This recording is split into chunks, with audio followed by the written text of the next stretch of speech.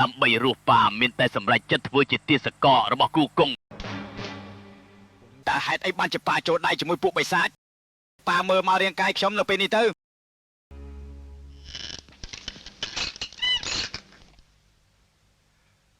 តើពួកគេបានធ្វើស្អីខ្លះមកលើខ្ញុំ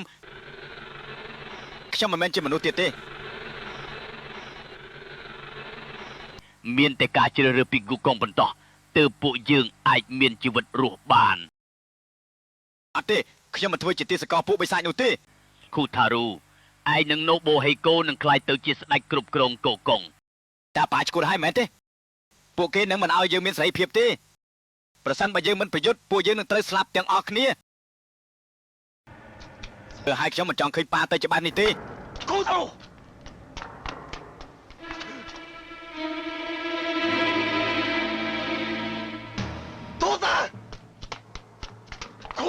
ប៉ាទីនេះគ្មានសុវត្ថិភាពទេឆាប់រត់ទៅ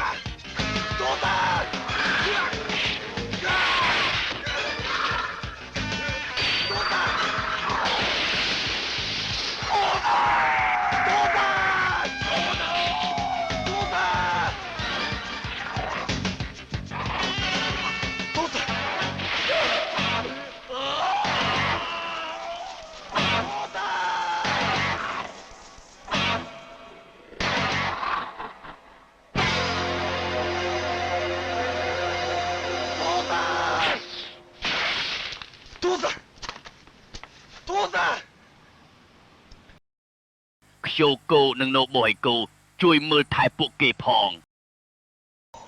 ទូតា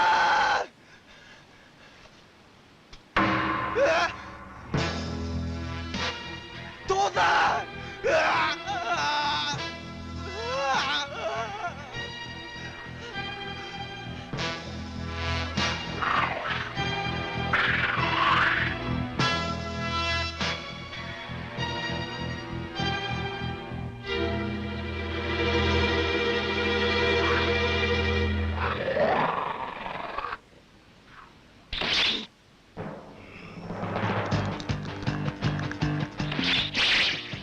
ប្រែកាយ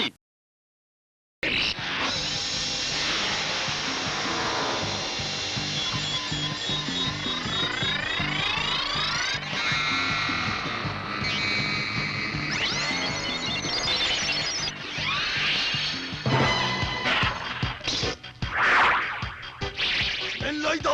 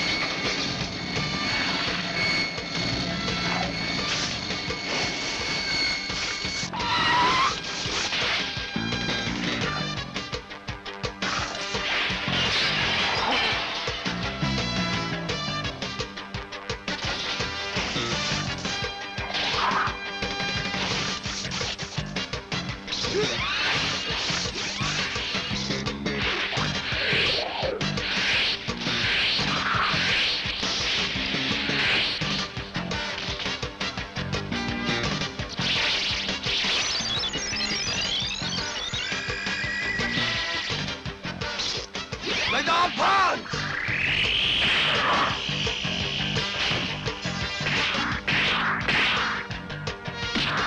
Tiger Kick!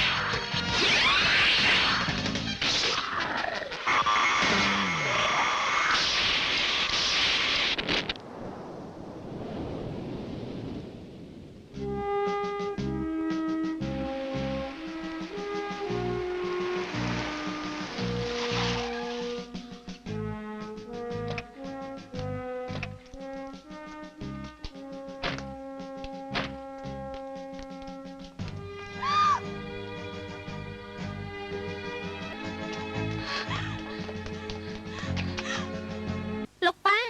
Lục ba.